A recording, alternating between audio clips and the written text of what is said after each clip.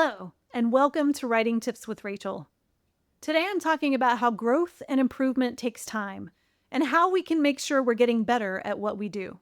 Lately, my kids have been trying to learn cool yo-yo tricks. They watch YouTube videos, then try to do those tricks on their own, some more successful than others. Some are great at taking their time learning. They'll laugh at their mistakes and keep trying, at least until they get bored with the practice. But some have a really hard time with the chasm between how good they want to be and how good they are at this moment in time. They want to be good right now. As I watched one put down the yo-yo and move on to other things, one keep practicing until he got good enough for today, and another get frustrated to tears because he couldn't immediately execute a complicated trick, my thoughts turned to writing and how sometimes it can be excruciating to take our time getting incrementally better. When many of us, including myself, first get started writing, we want to be the best writers right now, not in 5 or 10 or 30 years. Do we really have to wait that long for this to get easy? I don't know. I'm not fully convinced it ever gets easy. And related to being the best writers, we want to accomplish all the things right this minute. I've told my kids over and over again that anything worth doing takes time. It's not always fun to take our time. In one of my favorite musicals, Hamilton, there's a song with the line, "Why do you write like you're running out of time?" It gets me every time I hear it. I've always written like I was running out of time. Everything feels urgent. Every project, every piece, every idea. I have to do it. I have to do it now. And it needs to be great now.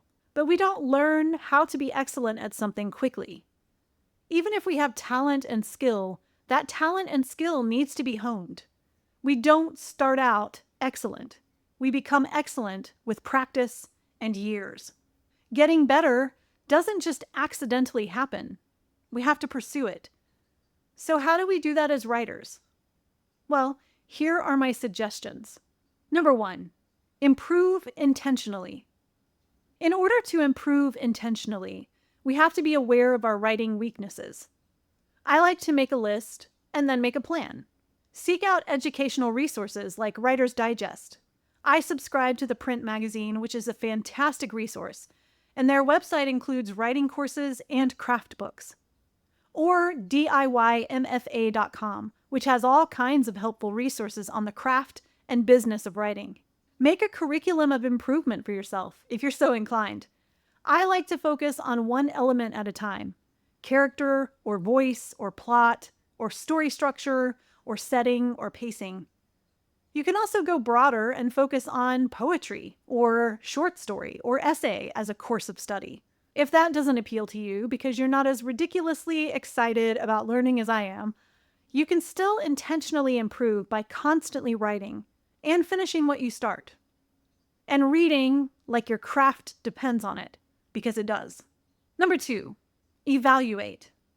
In order to improve, we must have some form of evaluation, even if it's as simple as reading through your previously written compositions to note how you've improved, and then reading through new stuff and making note of areas where you still need to improve. Look at your compositions through objective eyes. Many of my stories and compositions have their own unique areas of weakness, which means I have to approach each of them differently. Here's a little secret.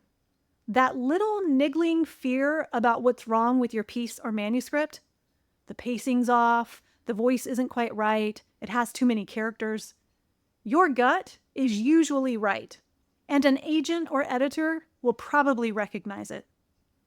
Better to just go ahead and improve those pieces now. Sometimes that will require learning new things and gaining new skills. But we're up for the challenge, aren't we? Give yourself a report card as you make your evaluations. Check on your progress every quarter or so. Number 3, remember to be patient. Instead of thinking, why can't I be good at this already? Focus on the ways you've improved incrementally. As we've already established, improvement can be excruciatingly slow. As a runner, I know this from my training. Making incremental gains, almost too tiny to notice, is still improvement. It all adds up. In anything that takes time, there comes a point when we want to give up. That usually happens around mile 8 of my runs. But years ago, it would happen at mile 4, so improvement, or the middle of a story, or lately, the end of the middle of a story. But keep at it. The end result is worth the work we put in now. And it's worth noting that we're never really there. We never reach perfection. We always have potential for improvement, no matter how long we've been writing. Time gives us practice, which leads to improvement. Achievement also takes time. Often, the more we improve, the more we achieve. So there's a silver lining for you. When we've put in months and years and decades to our writing craft, it can be incredibly fulfilling to look back and see how far we've come. So, how far have you come? Miles or inches? It's all necessary improvement. That's it for today's Writing Tips with Rachel. I hope this video has been helpful to you. I'd love to know how you make sure you improve. Be sure to subscribe to my channel for videos about books and life and more videos like this. And sign up for my newsletter at racheltolson.com for inspiration, book recommendations, news, and writing prompts. Stay strong, and see you next time.